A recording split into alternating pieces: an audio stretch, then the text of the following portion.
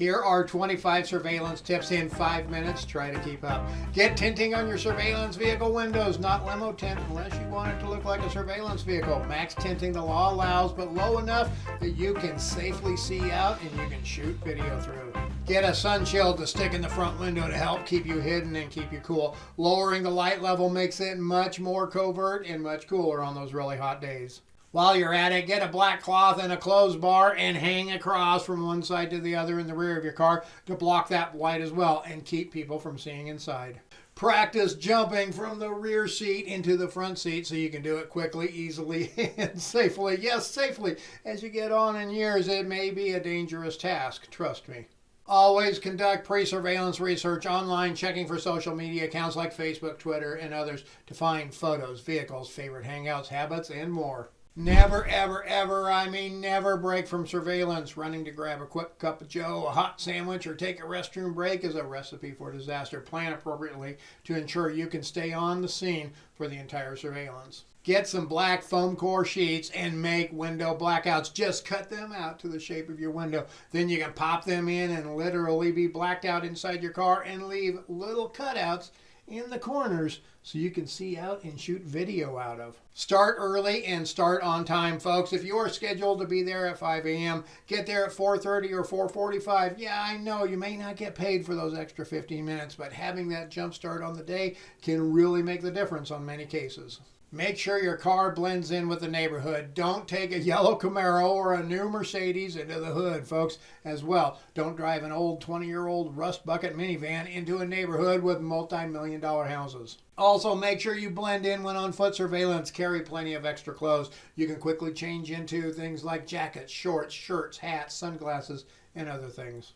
Document everything. Document. Document all activity in writing. Document what you see with your video camera. Make sure everything is documented. The time you need the documentation to prove something should not be the time you realize you didn't document it all. Keep your distance while on mobile surveillance, but not too distant. It is half art, half science, and half skill. Okay, Maybe that makes thirds, but you get the idea. Hold back while on long stretches. Close the gap when you see traffic lights, stop signs, and other potential bottlenecks approaching. Avoid eye contact at all costs. This includes while on stationary, mobile, and foot surveillance. Now, don't be weird and creepy about it. Like if you're in a store and you cross paths and you just happen to look them in the eye, don't suddenly look away and walk in a different direction. Always have a guise in mind in case neighbors or even the subject approaches you. My favorite is the old process server guise. I'm a process server. I have some papers here and I'm waiting for somebody down the street. Works every time. Almost. Always be looking ahead of the subject while on mobile or foot surveillance. Know what is coming up. Shopping centers, stores, fast food places. Anticipate where the subject may go and what your reaction might be when they go there. Before you ever go out on surveillance, make sure your batteries are all charged. That means the battery for your video camera, the battery for your covert camera, the battery for your phone, and folks, your batteries need to be charged and ready to go too.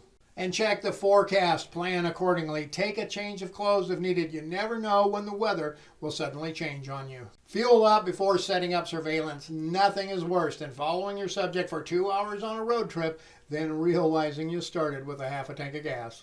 When you gas up, wash those windows. Make sure every window is clean inside and out. No doubt the dirtiest window of your car will be the one that you have to shoot video out of. Know your neighborhood, know yourself.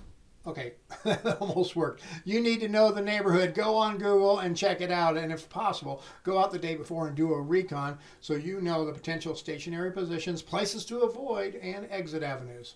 Keep your surveillance gear out of sight, folks. A camera on a tripod laying on the passenger seat with a bag of Cheetos and a pair of binoculars next to it might just tip people off as to what you're doing. Take food for the day. Nothing that needs to be prepared. Something quick to eat, but not junk food, folks. I prefer dry goods, nuts, dry fruits, but nothing too sugary or heavy. While you are preparing your food for the day, think of liquid refreshments. I prefer bottled waters or Gatorades. Sugar and caffeine-loaded drinks can have a negative effect, to be sure. Take some of these with you.